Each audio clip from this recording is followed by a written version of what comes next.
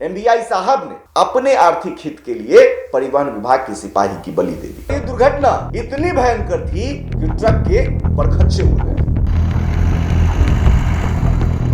इस सिपाही के परिवार का क्या, इसके माता पिता का क्या, इसकी विधवा पत्नी का क्या, जिसकी शादी अभी कुछ ही महीने पहले हुई थी।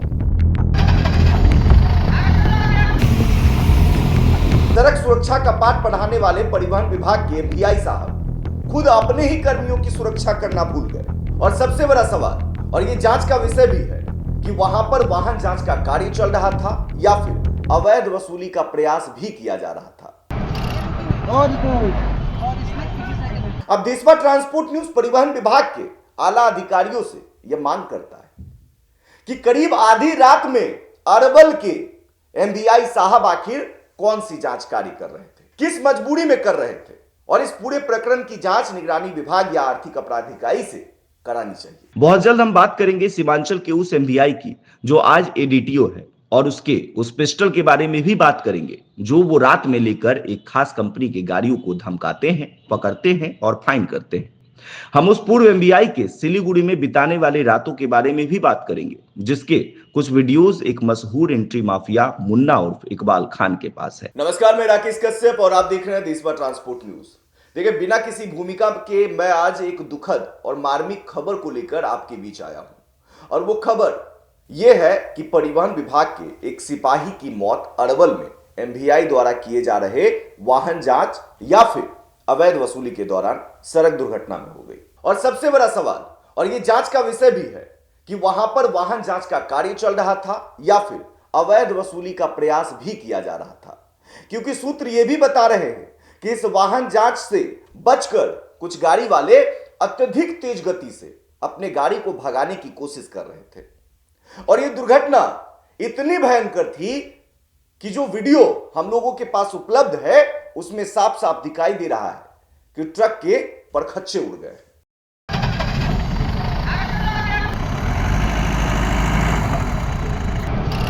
और इसमें किसी से घंटा मारा और ये क्या किया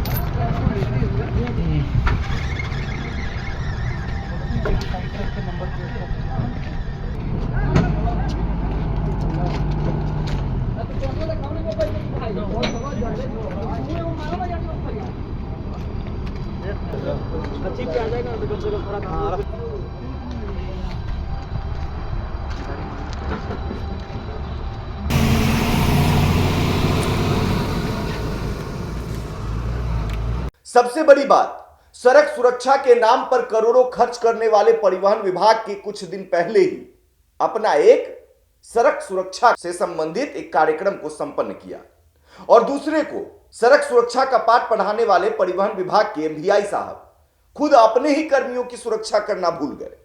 आखिर इसकी जांच कार्य में ऐसी कौन सी गलती थी जिसके कारण से यह सड़क दुर्घटना घटी है। और यहां सिर्फ सड़क दुर्घटना ही नहीं घटी है, बल्कि एक बेकसूर जवान परिवहन के सिपाही की मौके पर ही मौत हो गई, और दूसरा गंभीर रूप की अवस्था में अपनी जिंदगी से जंग लड़ रहा है। आखिर जिस अधिकारी के नेतृत्व में जांच कार्य करने के लिए सिपाही गया था, उनकी सुरक्षा की जवाबदेही और जिम्मेदारी भी उसी अधिकारी पर थी जिसके लिए ये लोग काम कर रहे थे।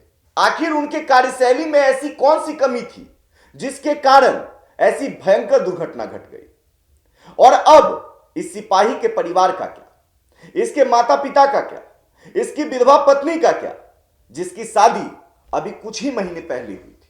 अब सोचिए ना, एक परिवहन का सिपाही कर भी क्या सकता है। एक सिपाही वही करेगा जो उसके साहब लोग कहेंगे। और विडंबना देखिए ना कि एक परिवहन के सिपाही और पुलिस सिपाही के बीच का फर्क कितना है। जहां परिवहन के सिपाही के बनिस्पत पुलिस के सिपाही की सैलरी लगभग दोगुनी होती है, और प्रमोशन में भी आकाश जमीन का फर्क होता है। और सबसे बड़ी बात, परिवहन विभाग का यह आज तक का ट्रैक रिकॉर्ड रहा है कि नियम से अलग हटकर उनके द्वारा अपने कर्मचारियों के लिए कभी भी कुछ भी नहीं किया गया है। और उस नियम के अनुपालन में भी सालों साल आश्रितों के पैर का चप्पल घिस जाता है। मतलब जो जरूरतमंद होते हैं उसके पैर का चप्पल घिस जाता है। अब देशवा ट्रांसपोर्ट न्यूज परिवहन विभाग के आला अधिकारियों से यह मांग करता है कि करीब आधी रात में अरवल के एमवीआई साहब आखिर कौन सी जांच कार्य कर रहे थे, किस मजबूरी में कर रहे थे, और इस पूरे प्रकरण की जांच निगरानी विभाग या आर्थिक अपराध इकाई से करानी चाहिए, क्योंकि यह राज्य के राजस्व का मामला है। क्या वाकई में राज्य के लिए राजस्व की उगाही हो रही थी, या फिर एमवीआई साहब ने अपने आर्थिक हित के लिए परिवहन विभाग के सिपाही की बलि दे दी?